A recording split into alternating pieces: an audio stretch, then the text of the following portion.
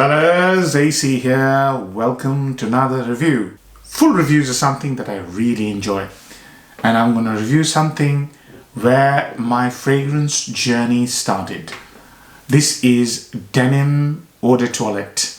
This came out in 1976, and up until second year of my university, I did not use any fragrances. My youngest uncle gave this, not this bottle, but this fragrance as a gift to me when I was in second year university, maybe third year, going into third year, I can't remember exactly. It was a long time ago. And this is what started me off as a fragrance, firstly as a fragrance enthusiast, because once I started using this fragrance, my interest only grew. And then obviously I became a sort of a connoisseur, collector, and a reviewer. And I think this will never stop. This journey is not going to stop.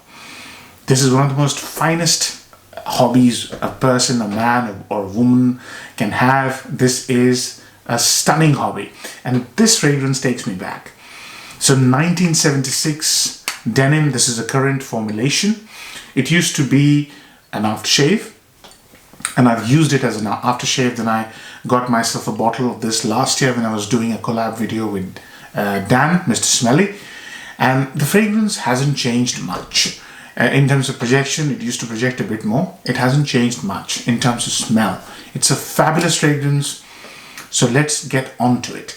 Now this fragrance, Denim, why is it called Denim? So I did a little bit of thinking, a little bit of research, and I discovered that this fragrance is basically called Denim to represent the clothing that working men and women used to wear, not till very long ago. And that was denim jean. Excuse me. And the whole idea of denim jean was to create a long-lasting, sturdy fabric for working men and women to wear to work, basically. And this fragrance signifies that. This is basically a working person's or working man's scent. It's very masculine. This is basically what people in the know would class as a leather Chypre. And trust me, you will have to spend huge amounts of money to own a leather Chypre. But we'll come to the cost and stuff like that a little later. So Denim, the name, I just wanted to give you an idea why this is called Denim. It's very simple, Denim. Why Denim?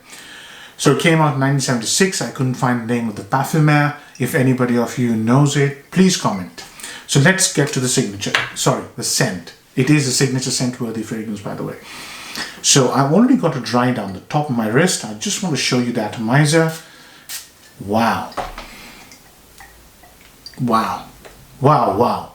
I can bathe in this fragrance because I'm so intimately connected with this scent. It takes me back to my university days. You know, it's just beautiful.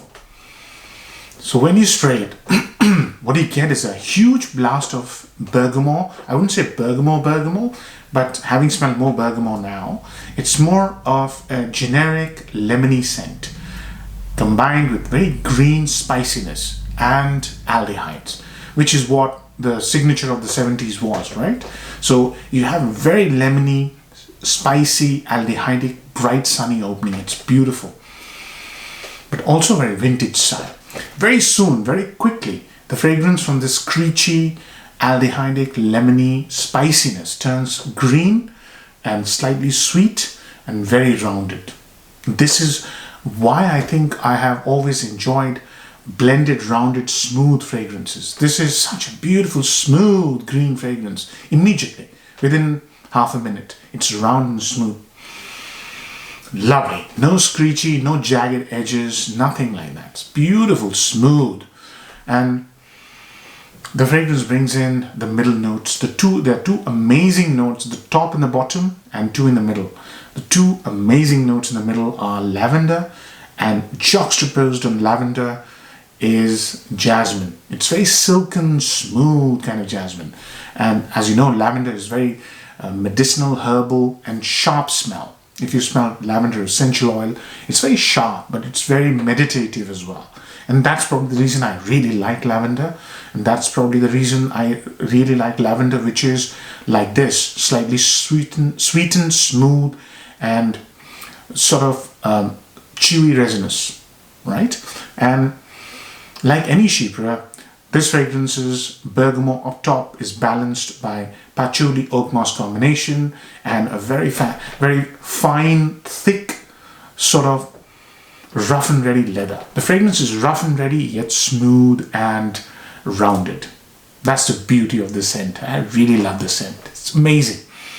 So that's the scent in general. It becomes from aldehydic, lemony, herbal green scent to a warm, slightly sweet, leathery, spicy scent.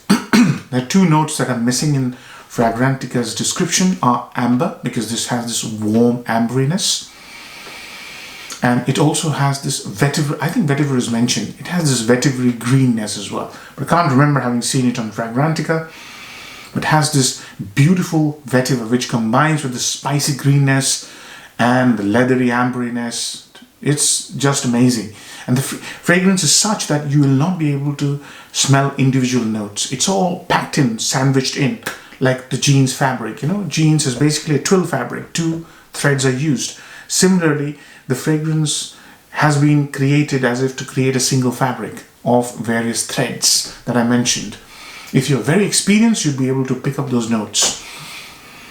But as a newbie, you will just experience a fantastic green, spicy, leathery, ambery fragrance. It's just amazing. Brilliant fragrance. So, pros and cons. Number 1 pro. You will have to spend a lot of money to smell oak moss like this.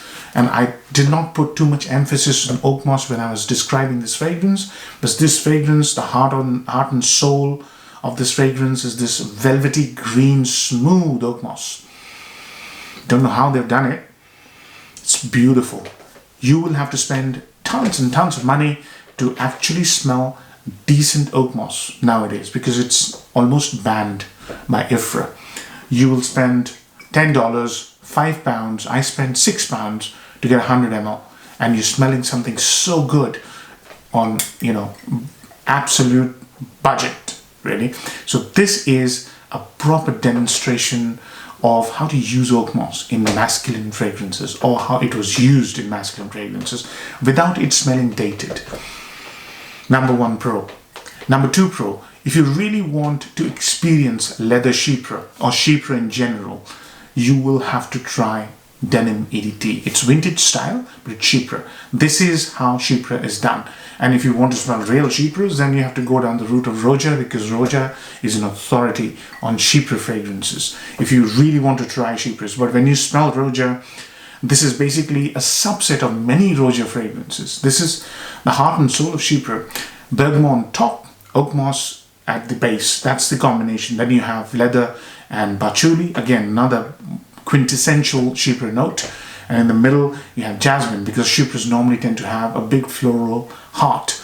This fragrance is fantastic on those 2 counts. Number 3 is the value for money. It's a fabulous value for money fragrance. As I said, £6 for 100 ml. No fragrance can match what this fragrance does in £6. Amazing, amazing value for money. Now the downsides. Obviously, it's a vintage style fragrance. I'm used to it. I love this. But you may not find this very appealing if you're not into vintage fragrances. If you're in the 90-20-year-old age group, you may even find this repulsive. So beware. You have to be an experienced nose, and Chypres generally tend to be vintage style fragrances. Yeah. So that's number 1 downside. Number 2 downside, doesn't project a lot.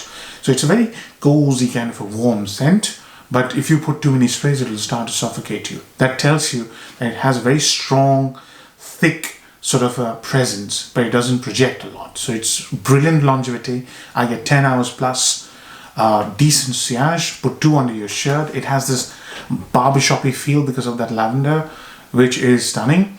So, you know, doesn't project, which can be a deal breaker for some people. But I can't see you complaining when you spend £10 and get 100 ml of something.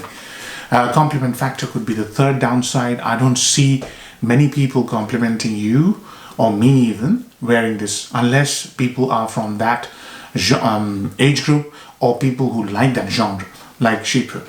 So those are the downsides. Value for money, tremendous value for money. Seasons to wear. Perfect season is spring and autumn.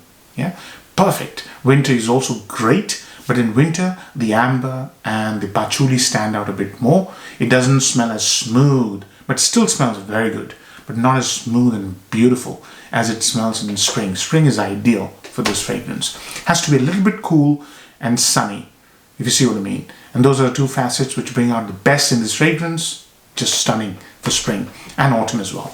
On a sunny autumn morning, amazing. I think I've covered all aspects. Marks out of 10. 10 out of 10 for me. This is a 10 out of 10 fragrance. It is a Chypre which has been done beautifully at rock bottom prices and doesn't smell screechy or synthetic, in spite of being completely synthetic. Doesn't smell synthetic at all. If you want to get started with Chypre and you have very little money to spend, try this fragrance. You will not regret it, unless you're not used to this kind of fragrance style, and unless you don't like winter style fragrances, especially lavender. So 10 out of 10. Hope you enjoy the review, fellas. Take care. Bye bye.